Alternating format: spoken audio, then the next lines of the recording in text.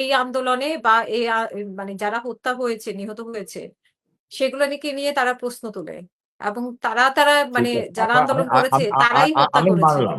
আচ্ছা আপা, আমি হুম, মানলাম এই কথাটা, আপনার সাথে আমি একমত হলাম যে তারা স্বীকার করলো না, কিন্তু তারা কি এখনো স্বীকার না করলো, স্বীকার না করা আরেক জিনিস, যে ঠিক আছে কেউ মেরে তো স্বীকার করে না, মানলাম, সেটাকে আমি দোষের একেবারে দোষ ধরলাম না। কিন্তু আপনার যে তার চিরাচরিত যে অভ্যাস, মানুষকে ধমকানো, জনগণকে ধমকানো, সেই ধমকানোর টোনিংটা কি গেছে, সব কয়টাকে দেখে নিব, সব কয়টা। আর বাংলাদেশে তো সব মানুষ আন্দোলন করছে বলতে গেলে, রাস্তায় ছিল, আপনি আমি থেকে দেশ বিদেশ থেকে শুরু করে সবাই, তো উনি কয়জনকে দেখে নিবে? তার মানে তো মানুষের বাংলাদেশের লোক জনসংখ্যা থাকতে হবে না? তাহলে এগুলো কোনো পলিটিক্যাল কথা? উনি কি মানুষের মন জয় করার জন্য বা মানুষের একটা সিম্পেথি নেওয়ার জন্য একটা কথা বলেন যে না আমরা ঠিক আছে, আমরা দোষী না নির্দোষী, আমরা তো এটা বলছি, আমরা কি এটা করছি না করছি নিশ্চয়ই সেটা প্রমাণ হবে, ইতিহাসে হবে, আইনের ভাবে হবে, আমরা এটা তদন্ত চাই, যদি আমরা দোষী হই দেশের মাটিতে শাস্তি চাই। কথাটা তো বলারও তো কয়েকটা স্টাইল আছে, রাজনীতি করারও একটা স্টাইল আছে।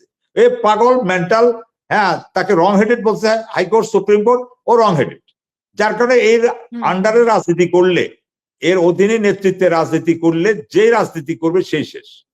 এবার আসলে আমি আপনাকে বলি যে ধরে ধরে ফার্স্ট লেয়ার নাই আওয়ামী লীগের, প্রথম লেয়ার নাই, সেকেন্ড লেয়ার নাই, থার্ড লেয়ার নাই। ওনার কথায় মানে ওবায়দুল কাদেরও তো আসবে না। আপনি দেখেন আমাদের জেলার, আপনার আমার জেলার সাধারণ সম্পাদক ওবায়দুল কাদেরও তো আসবে না। তার যে শারীরিক যে অবস্থা, যে খবর আমরা পাই বিভিন্ন ভাবে, আমাদের এলাকার সন্তান হিসাবে, আওয়ামী লীগের সাধারণ সম্পাদক হিসাবে না। তা আমরা যেরকম টুকটাক খবর নেয়ার, ওনার ঘনিষ্ঠজনদের কাছ থেকে খবর নেওয়ার সুযোগ আছে, আমরা তো ওনাদের শারীরিক কন্ডিশনটা বুঝি। এই ঝুঁকি নিয়ে ওবায়দুল কাদের আর যারা এখন আরাম আয়েসে টাকা পয়সা লুট করে চলে গেছে, তারা আবার বুঝি আগুনে টাকা পয়সা এগুলো নিয়ে আসবে বুঝি আগুনে ঝাঁপ দেওয়ার জন্য। তাহলে এখানে তাদের ক্যাপিটাল কি? আর ক্যাপিটাল হলো যে এখানে যারা টাকাটা লুট করতে পারে নাই, যারা মানে সিসকে চোর ছিল, সিসকে চোর, আর তাছাড়া যে নেতা কর্মীরা তারা তারা আসবে, নেতা কর্মীরা নেতা ঝাঁপায় যারা পড়বে। একেবারে সুবিধা বঞ্চিত ছিল, কোন হালুয়া রুটির ভাগ না, মানে সামান্য কিছু টাকা হয়তো 500 1000 2000 টাকা দিয়ে নেতারা তাদেরকে বছরের পর বছর পেলে গেছে, কোনো সুযোগ সুবিধা দেয় নাই। যা থাকতো তো তাদের কাছে পাসপোর্ট ভিসা থাকতো, তো তাদের কাছে পাসপোর্ট ভিসা নাই, তারা এখানে আসে, তারা ওই কয়টা নিয়ে একসাথ হয়ে আবার ওই কয়টা টাকা, ওই টাকা নিয়ে আবার ইয়াবা খায়, বাবা খায়, হ্যাঁ, আবার সকাল ভোর রাত্রে উঠি আসি, হ্যাঁ, আপনার মুখে মাস্ক টাস্ক লাগাইটা ভাই স্লোগান দুইটা দিয়ে চলে যায়। এটার উপরে পুঁজি করে যদি হাসিনা যদি আসতে পারে দেশে, মোস্ট ওয়েলকাম, আমরা তো চাই যে আসুক। আর ওনার বাদ দলের কর্মী, ওনার সন্তান আসবে, ওনার মেয়ে আসবে, ওনার ভাগ্নি আসবে, একটা আগে উনি ওনার পরিবার ঠিক করুক, তাদের কাছ থেকে নিশ্চয়তা নেই। তো আপনি যদি আজকে এই জায়গাতে, আজকে আওয়ামী লীগ নয়, আওয়ামী যে রবিন পারানা যে কথাটা বলে বা বলছেন, আমি ওনার প্রতি শ্রদ্ধা রেখে বলতে চাই, ওনার বোঝা উচিত যদি এই বিপ্লবকে যত কিছুই হোক, ধরে নেন হাসিনাকে খুন করে ফেলছে, তারপরে কিন্তু আওয়ামী লীগ কিন্তু এখন স্ট্রং পজিশনে থাকতো।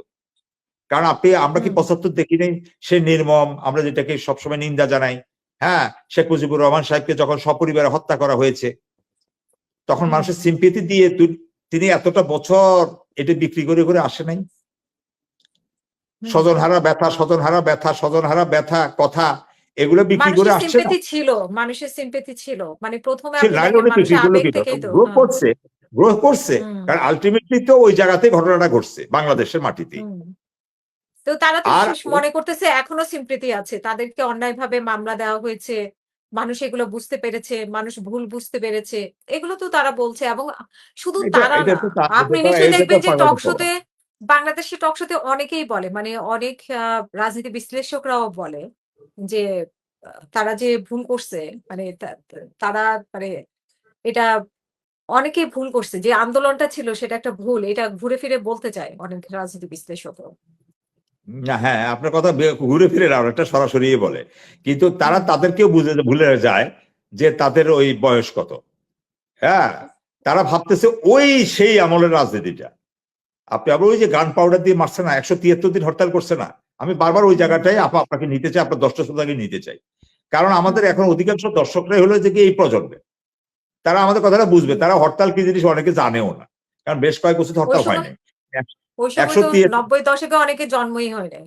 90 হয় না। এখন তো যারা এখন রাজনীতি তাদেরকে যদি আপনি ওই ধমক দিয়ে রাজনীতি দেখেন, আমি একটা ওই যে মোফাজ্জল হোসেন মায়ার একটা ভিডিও বার্তা দেখছি, হ্যাঁ, ওই সেই হুমকি ধুমকি, সে জ্বালাও দিবে পড়াও দিবে, হ্যাঁ কি পাইছেন শেখের বেটি আসতেছে, ওই তার মানে তাদের হুম, ভাষাগত বিষয়গুলো এরকম, এই ভাষাই বলে দেয় যে তারা আসবে না।